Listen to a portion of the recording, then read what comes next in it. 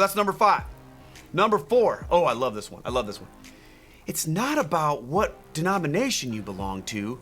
It's about Jesus. I love that one. That one kind of sounds good. I get that one a lot on my conversion story because people hear me talk about my conversion and they think that I'm like, I'm super hyper focused on Catholicism, which of course I am because that's what the video is about. It's about my conversion to Catholicism. But some people take the fact that I converted to Catholicism to mean that, I don't care about Jesus, I just care about Catholicism, which to me, I can't separate those two things. But here's what I find interesting when people say that. Most of the people that say that to me, well, it's not about the church, that whatever denomination you belong to, it's about Jesus. First of all, they don't understand history or the nature of church because the Catholic Church, my friends, is not a denomination. Okay? The Catholic Church. Yes, it is. Yes, it is a denomination. And maybe this will be repetitive here, and I think I know where he's going. And maybe I'll have to cut some of this out because of the repetitive nature of it. But when you hear conversion stories from Protestants, they are constantly talking, we are constantly talking about Jesus. Jesus did this, God touched my heart, God renewed me by the Holy Spirit. When we when we hear conversion stories from Catholics, it's about the church. And that's just the contrast. Church is that which all denominations split away from, either directly or indirectly. I love this argument because when you talk to an Eastern Orthodox person or maybe an Oriental Orthodox person, it's flipped. So say if you have, let me try to do this with my hands or whatever. So in Roman Catholicism, they'll say, oh, okay, there's the, here's the different things, and this is the branch of Roman Catholicism. Well, Orthodoxy just does this, but they make Roman Catholicism look worse because all the different branches that come off of Catholicism, aka Protestantism and, sort of thing, make Roman Catholicism look worse. Because they split away from what was split off from there. The Catholic Church is the original church. Now right there, people are like, no, it's not. No, it's not. Okay, yes, it is. There.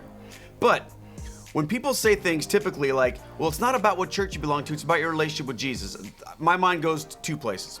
First of all, my mind goes to this. Okay, well, if it's not about what church I belong to, but it's about Jesus, and I love Jesus, then leave me alone. Well, it is about whether you have an apostate church or not. I mean, if someone is going to a liberal Methodist LGBT-friendly church, that's different than saying they're going to a conservative Methodist church or they're going to a oneness Pentecostal heretical church versus they're going to a normal Pentecostal church. So you're going to an apostate church. It was at one time a part of the true church. Your branch has been broken off. Stop knocking me for being a Catholic. I mean, let's face it. You can be a Baptist, Presbyterian, Lutheran, Methodist, whatever you want, and people are generally okay with it. But the minute you become a Catholic, now everyone loses their mind and wants to, tell you that it's not about what church you belong to, it's about Jesus. So it's because your church is heretical. Here's the deal. If it's all about Jesus and you believe in your heart that it's not about what church you belong to or about what church I belong to, then be happy for me because I love Jesus and I'm thrilled to be a part of the Catholic Church. I assume the Judaizers love Jesus? I'm experiencing this incredible fire for my faith in Catholicism like I've never experienced before. And if it's all about Jesus and that's what I'm telling you this is for me, then say, Keith, this is great. Because it's not about what church you belong to, it's about Jesus, okay? But see, that's not the way people think. What they mean is this, ultimately. Well, it's not about what church you belong to, it's about Jesus, so you shouldn't be a Catholic.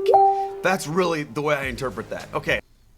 Yes, for the reasons I mentioned above. Okay. So, kick that one around. You gotta stop saying that. Because here's the other thing, okay? According to Catholicism, Jesus founded this church. According to Catholicism, ahistorical Assumption of Mary happened. I mean, okay. Okay, Jesus started this church. And really, that's not even like a Catholic, that's a Bible thing and a history thing, okay? It's not a history thing, dude. What research did you do before you converted, man? Do you even know that there's Catholic academics who will tell you the early papacy didn't exist? All right? I mean, what research did you do before you converted, man? You converted post Vatican II.